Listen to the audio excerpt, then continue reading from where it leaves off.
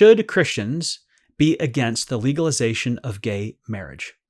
Now, to answer this question, we first have to answer another question. What is the biblical role of government? Is the government a moral enforcement agency, or is it a harm reduction agency? And biblically speaking, I'm going to be very brief here. There's way more we could say, but I'm going to try to answer this one quickly. The government is a harm reduction agency, not a moral enforcement agency. Nowhere are we told that secular governments are supposed to police and enforce morality, unless it's something that causes harm to a person. Governments are supposed to protect people from criminals and foreign adversaries. You know from our series Created to Connect that a same-sex marriage is not an actual marriage in the biblical sense. And same-sex sexual activity is a rebellion against God's design. We've covered that. But is there a compelling harm or a protection reason why the government should step in and not allow same-sex unions? I don't think so. But our thinking on this has been very warped as a society because the government has been so involved in marriage for so long here. And that sort of gets at what I really think is the answer to this whole question, which is I don't think the government should be involved in marriages at all.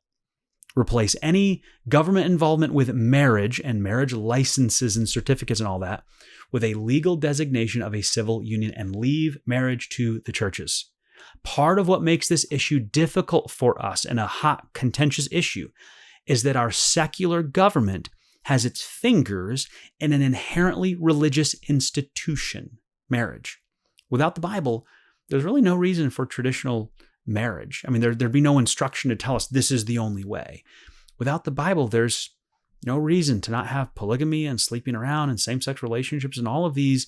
They're in direct contrast to marriage, but why? Because of what the Bible teaches about marriage as a lifelong covenant between a man and a woman. So take the Bible out of it, and it's hard to see why enforcing an arrangement of traditional marriage makes any sense for a secular government, not by force of law.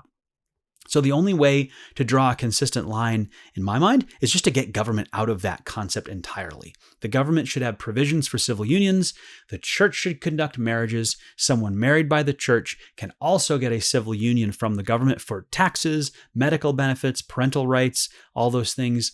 But we don't need the government controlling the definition for what marriage actually is. And that's what got us into this situation in the first place. It's the government meddling in what is really a faith-based institution. And that is why it's so difficult to talk about this issue and find the right solution without being hypocrites and inconsistent in what we say, because really the government probably shouldn't be involved in what is marriage at all. Just have a civil union and call it a day.